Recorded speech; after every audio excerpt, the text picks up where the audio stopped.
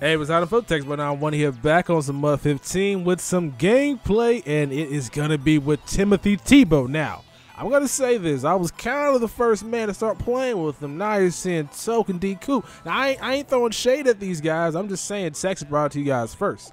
That's all I'm saying. I know you guys are going to say, well, I may have had it first too. Well, you're right. That's all I can say about that. As we go ahead and run triple option, shout out to the Dream Kareem. The triple options in this game is just so fun to run. Like, there's not many read option plays that work. For some reason, this one just works to the extreme. And so, if it's not broke, don't break it. So we'll go ahead and run the play to death. Go ahead and try to run it to the other side because this guy is making adjustments to stop it. This was against a subscriber. It was a head-to-head game, obviously, but he knew it was me, and he sent me a good game at the end of the game. So it was a very good game. He didn't quit. It was very fun to play. As you'll hear on 1st and 10, play action. Tebow rolls out of the pocket, throws it to Martavis Bryant, and he does not get in the end zone. But very next play, we go into the end zone with the GOAT, the best quarterback in this game, Tim Tebow, and now we're up by 7. Now we're on to the kickoff, and for some reason, even though I have Timothy Tebow on my side, I have the grace, I have God's chosen one. And yeah, the devil's hating, man. Like, there's nothing I can do.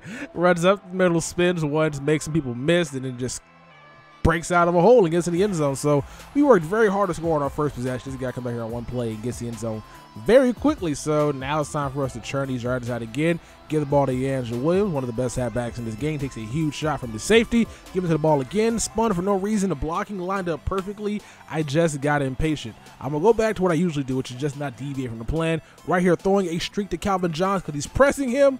But for some reason, Calvin Johnson does not go anywhere off the press. And Clinton Dix plays like Deion Sanders did back in the 90s and gets a pick playing center field. That was Tebow's first pick, and now our defense had to step up and make a play because if you guys did not watch that Tebow Mania nonsense that was going on in Denver, was it 2012, 2011, somewhere around that time? Bruh, like the defense that he played for, like, they made some amazing plays to keep the Broncos in game. If you guys went back and watched, look at the box score, look at the throwing or counting stats, as people say, as Tim Tebow breaks it loose, he's not that fast.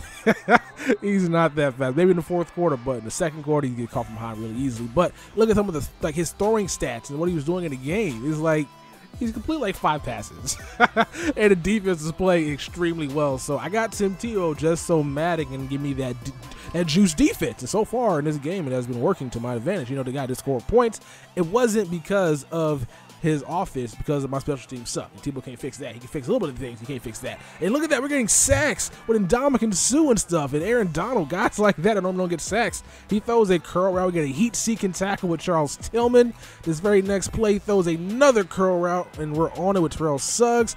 Rolls out of the pocket, and he finds his halfback open, but he takes a huge shot. And boy, is he lucky, because I almost had that fumble recovery. Charles Tillman throws a drag route and takes another huge shot. I mean, Tim Tebow is out here giving our defense inspiration. They're out here hitting, and there was a momentary lapse on this play. Tillman got lost, and Gronkowski somehow finds what. Like, how do you lose Gronkowski? He's a 6'6" polar bear, and he loses him down the field, and he gets a great catch, which leads to a touchdown with Darren Sproles on the very next play. So, you know, when you got Tim Tebow, the comeback kid, no lead is safe. Streak route to Calvin Johnson, who once again does not get off the press. This dude is a bum, man. Like, it's ridiculous how inconsistent he is. As we roll out of the pocket with Tim Tebow, I had a chance to run, but he chucks it deep. And luckily that was not picked, because if he got picked, it would have gave him time for the half to get a field goal in. Throwing another streak route, Calvin Johnson on the outside, and that one's picked once again. So it's not looking good for Tim Tebow. Like, he's out not doing nothing right this game. He's being a liability at this point offensively. He can run the ball, but throwing the ball, he is not putting the ball where it needs to be put.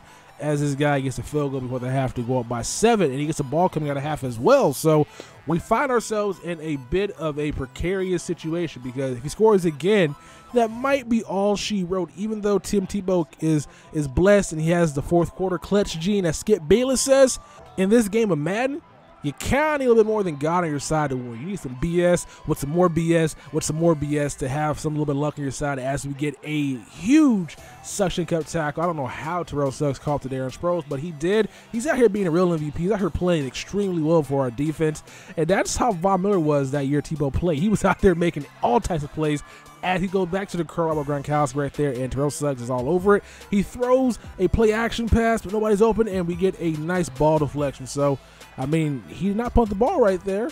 I mean, it seems to be a trend. He goes for it every fourth down. And the reason I bring up that is because I'm foreshadowing towards the end of the game. Right here, quick slant to Steve Smith, makes a great catch. He sent an all-out blitz right there to stop the triple option, and it did not work. Triple option again to Barry Sanders, gets outstanding blocking on the outside. Steve Smith, best blocking receiver in the game.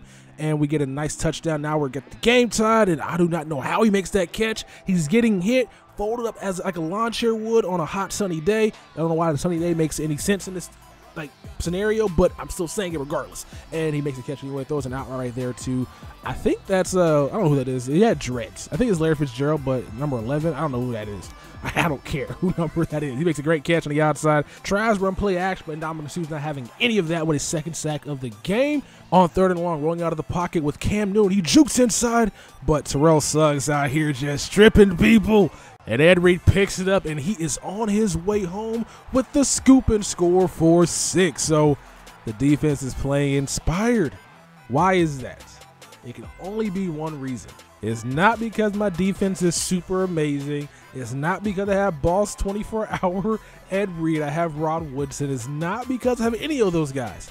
It's all because of Tebow. And I sound like an idiot right now. And I probably sound like a bigger idiot right now because of this play. 0-1 trap play or whatever play, halfback inside run with Darren Sproles. He gets to the end zone basically untouched. I don't know what happened there, but it does not matter whatsoever because Barry Sanders gets in the open field. He has blocking. He could go all the way. He's at the 10. And, of course, wow, Barry Sanders gets caught from behind. That is a phrase nobody's ever used ever in life as a team physically carries Tim Tebow into the end zone. Like, what more can Tebow do?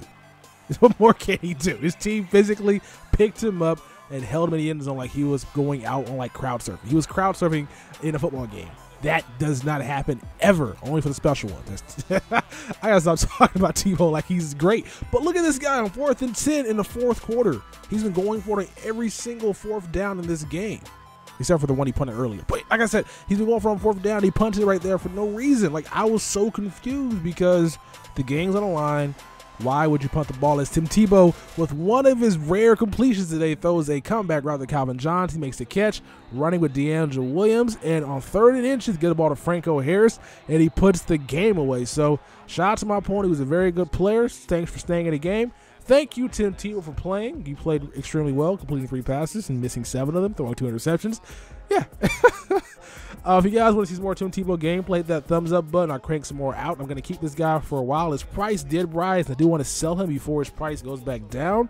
But as of right now, I'm having really a lot of fun playing with him. You guys seem to be enjoying these videos, so I'll keep cranking them out. I'm the Texas Boy, and I'll catch y'all mother bleepers later. God bless. Peace.